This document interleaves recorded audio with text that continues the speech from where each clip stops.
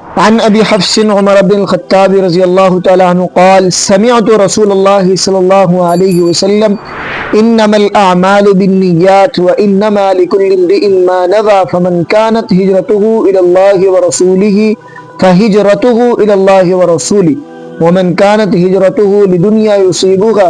او امرأة ينكحها فهجرته الى ما هاجر الیہ متفق علیہ۔ حضرت عمر بن خطاب رضی اللہ تعالی عنہ اس حدیث کے راوی ہیں۔ وہ فرماتے ہیں کہ رسول خدا صلی اللہ علیہ وسلم نے فرمایا کہ اعمال کا دار و مدار نیت پر ہے۔ وَإِنَّمَا لِكُلِّ امْرِئٍ مَّا نَوَى، جس آدمی کی جیسی نیت ہے ویسا ہی عمل ہوگا، جیسی نیت ہے ویسا ہی اس کو بدلہ ملے۔ وَإِنَّمَا لِكُلِّ امْرِئٍ مَّا نَوَى، نبی علیہ السلام نے فرمایا کہ ہر وہ شخص جس کی جو نیت ہے اسی کے بقدر اس کو ثواب اور بدلہ ملے گا، نیت کے بقدر اس کا عمل شمار ہوگا۔ فمن كانت هجرته الى الله ورسوله فهجرته الى الله ورسوله، جس کی ہجرت اللہ اور اس کے رسول کے لیے ہے تو اس کی ہجرت اللہ اور رسول کے لیے ہی ہوگی۔ ومن كانت هجرته لدنيا يصيبها، فرمایا کہ جس کی ہجرت دنیا کمانے کے لیے ہے کہ میں یہاں سے ہجرت کر کے جاؤں گا دنیا کماؤں گا، اب امرأة ينكحها، یا میں کسی عورت سے جا کر نکاح کروں گا، فهجرته الى ما هاجر الیہ، تو اس کی ہجرت اللہ اور اس کے رسول کے لیے شمار نہیں ہوگی بلکہ جس چیز کے لیے نیت کر رہا ہے اسی کے لیے اس کی شمار ہوگی۔ جب تمام صحابہ اکرام رضی اللہ عنہم اجمعین ہجرت کے لیے جا رہے تھے تو ایک شخص نے ہجرت کا ارادہ کیا، لیکن اس کی نیت یہ تھی جا کر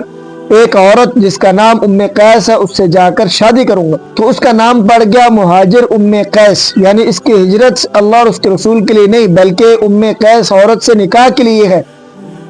تو یہ اس کے لیے ہجرت کر رہا ہے، اللہ اور اس کے رسول کے لیے ہجرت نہیں کر رہا۔ تو اس موقع پر نبی علیہ السلام نے یہ حدیث مبارک ارشاد فرمایا کہ اصل قیمت عمل کی نہیں بلکہ نیت کی ہے، عمل کا امام نیت ہے۔ نیت یوں سمجھ لو عمل کے لیے ایک روح کی مثال ہے، چھوٹا سا عمل ہو لیکن نیت اچھی ہو تو وہ نیت اچھی ہونے کی وجہ سے ایک عظیم عمل بن جاتا ہے۔ ہمارے اکابر فرماتے ہیں نیت وہ ترازو ہے جس کے اندر اعمال کو تولا جاتا ہے۔ امام احمد بن حنبل رحمہ اللہ فرماتے ہیں کہ کتنے ہی چھوٹے عمل ایسے ہیں کہ اچھی نیت کے ہونے کی وجہ سے وہ عمل بڑے بن جاتے ہیں، اور کتنے ہی بڑے عمل ایسے ہیں کہ نیت نہ ہونے کی وجہ سے، خراب نیت کی وجہ سے وہ ضائع اور برباد ہو جاتے ہیں۔ کام تو ہم نے کرنے ہیں، اعمال کو چھوڑنا نہیں ہے، خود بھی کرنے ہیں اور دوسروں کو بھی اس پر لگانا ہے، لیکن نیت درست، کسی کو دکھلانے کے لیے، واہ واہ کروانے کے لیے یہ نیت نہ ہو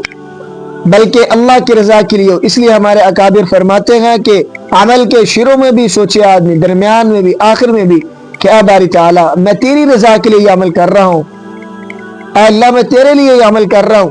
تیری خوشنودی کے لیے عمل کر رہا ہوں، اے اللہ تو راضی ہو کر اس کو قبول فرما لے، اور میرے دل کے اندر ذرا بھی ریاکاری دکھلاوا نہ لانا کہ یہ عمل برباد نہ ہو جائے۔